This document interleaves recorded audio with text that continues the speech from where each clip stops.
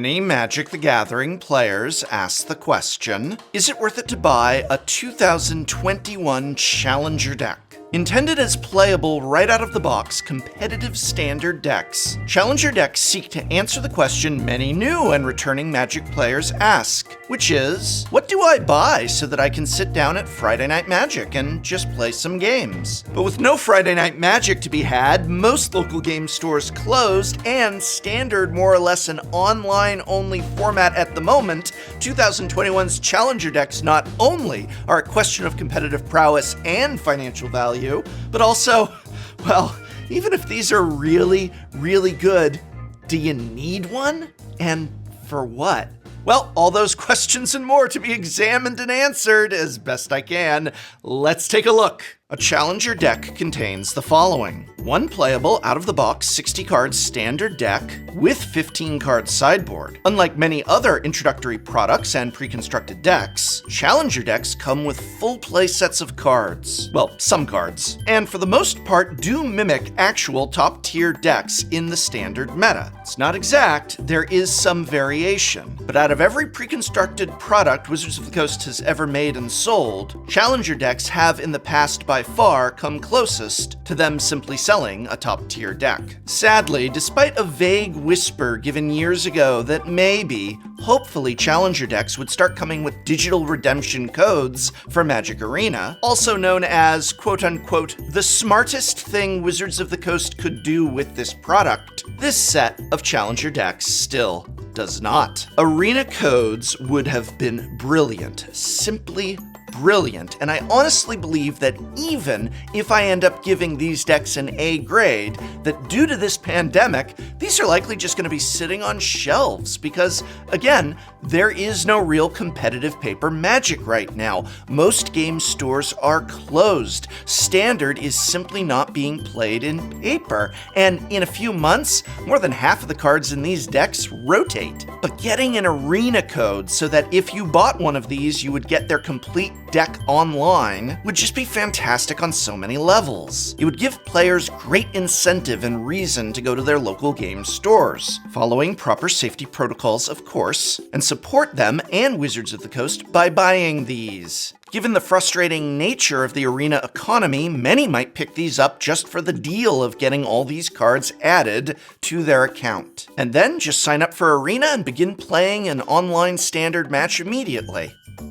Yes, Wizards thinks it's saving money by trying to make you essentially buy these decks twice. But think of all the paper players who might give Arena a try if they could buy a complete paper standard deck and immediately enter a code to begin playing that deck online. Think of all the Arena players who might decide to go down and spend some cash at their local game store and explore what owning paper cards is like. And again, if due to the current crisis, these are just going to end up sitting on shelves, think of how you'd once again avoided a potential loss through building a system where digital and paper together can become interwoven as one. Your paper players playing digital, your digital players playing paper, and paying for all of that, making a beautiful little player-based economy.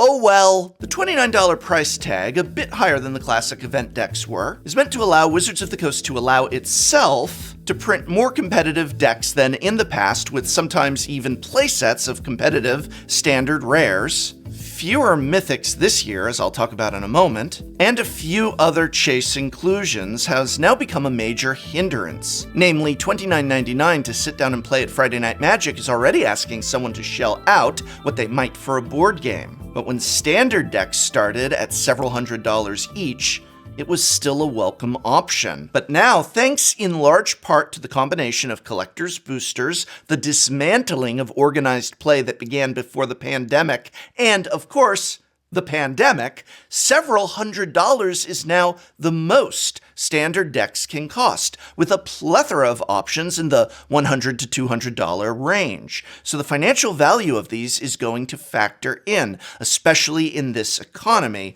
But first, I want to see if these are actually competitive. Of the 4 event decks, 3 have very close counterparts in the current standard meta. Mono red, obviously, but mono green and Dimir rogues are also present with very similar lists. The outlier of the 4 is Azuria's Control, which is not currently as favored in the meta as blue-black control lists, but it is still a build that is played, though offering someone starting out in a format control deck is a debate unto itself. Now, I of course have been playing with these exact deck lists on Arena since the day they were revealed, and of these, speaking purely competitively and not financially, my overall favorite is the Dimir Rogues build. In fact, when we compare this list to some of the top-ranking lists of Dimir Rogues, the major difference is that most lists prefer to run Lurrus of the Dream Den and a playset of Ruin Crabs, both of which are absent here. But just look at how close this list mirrors fully optimized lists. Playset of Merfolk Wind Robbers, playset of Thieves Guild Enforcer, playset of Thought Thieves, playset of Drown in the Loch. All these staples are in the fully optimized lists. You've got the complete playsets here. The variance is minor. The biggest deviation besides Lurrus is that most lists like to run playsets of Into the Story, whereas that's only a 2 of and it's in the sideboard here. And in the place of those Ruin Crabs are the additions of Rankle and Zareth San, which are themselves not entirely unheard of. Honestly, I'm gonna admit my merfolk prejudice and say that pulling some old school ninjutsu with this Dimir merfolk was both fun and oftentimes a finisher depending on what I yanked from my opponent's grave. Speaking entirely from a gameplay standpoint, my first pick is absolutely Dimir Rogues. I'd place Mono Red Aggro as my second pick of the 4. Mono Red has its share of playsets that match the average competitive Mono Red list, but it decided to follow the secondary market where it really counts, as this deck only has 1 copy of Ember Cleave,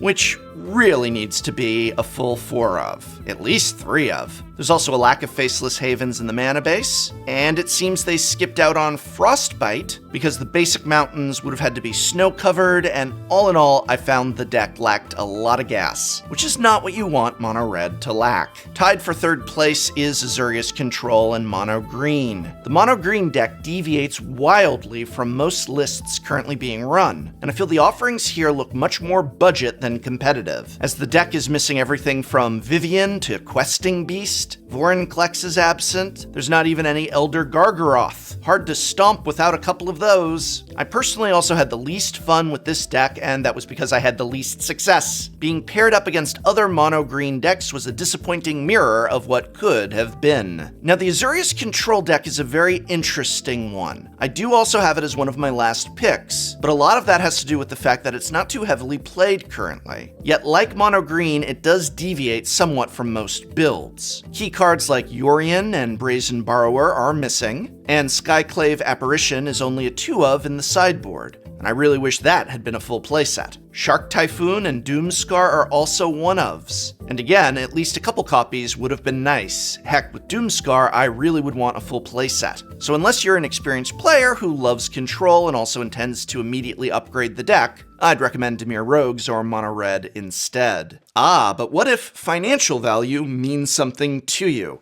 Let's take a look at what the cards in these decks are worth.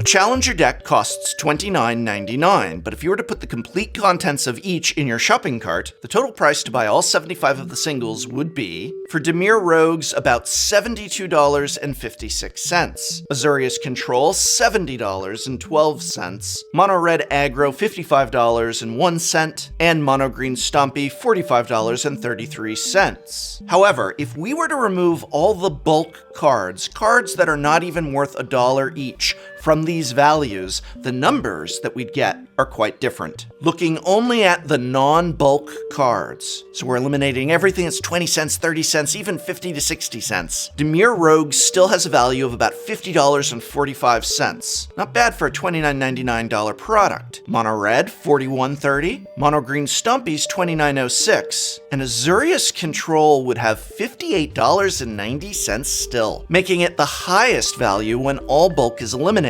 Looking at these numbers, Mono Green really falters players financially, as well as competitively. Funny how those two are often intertwined. Well, the remaining 3 decks certainly have some bang for your buck, as well as some stay for your play. Is that a thing people say? Well, it is today. Initial conclusion. Dimir Rogues is the best pick for competitive play, followed by Mono Red. If your goal is to buy a challenger deck, shuffle up and get a competitive level game at something like Friday Night Magic, these are the 2 best decks of the 4. Dimir Rogues is also excellent financial value, paired very closely with Azorius Control, which is in itself a satisfactory enough deck, but not as well positioned in the current meta. The deck that is least worth it on all levels is Mono Green, whose value is lackluster and whose list watered down. Grades on these products in isolation of current events is A- for the 2, B+ for Azorius Control, largely based on that financial value, and a begrudging C for Mono Green, because I guess you could still get a game at Friday Night Magic with it, but you'll be wishing you had any one of the other 3 as you do. But can we really look at this product in isolation? While some parts of the world have begun to reopen and others are close behind, it seems highly unlikely that in-store play will be quote-unquote back to normal before these decks are hit by rotation. Now, while obviously that's not the fault of Wizards of the Coast that we know of, could this be the most evil guerrilla marketing campaign for Return to New Phyrexia ever? No. Even they could not be so cruel. It's still a very reasonable question to ask. Even for the 3 of these decks that are excellent, why would someone buy one? Building a standard battle box is one reason, and I've suggested it in the past. Sleeve up all 4 decks, maybe make a few tweaks, and heck, with rotation, you have a nice little capsule of standard to play with friends forever. Some of the higher-end reprints, such as Skyclave Apparition and Shatterskull Smashing, will remain in standard post-rotation, though most are headed out, with few modern staples among them. So, in the end, final conclusion, Challenger Decks 2021 really might be a product to sit out on, despite most of these boxes technically being worth it. It's such a shame that they do not have those arena codes in them, because then I could absolutely say with confidence, yeah, go pick one up. Even the Mono Green might have some value then, and if you want a real scare, import any one of these deck lists onto an arena account that is brand new, and then try and figure out how many packs you'd need to buy and open to complete just one of these decks on arena. It'd cost you hundreds of dollars, so I guess that's why there's no code. C'est la vie. Stay safe, everyone, and be well.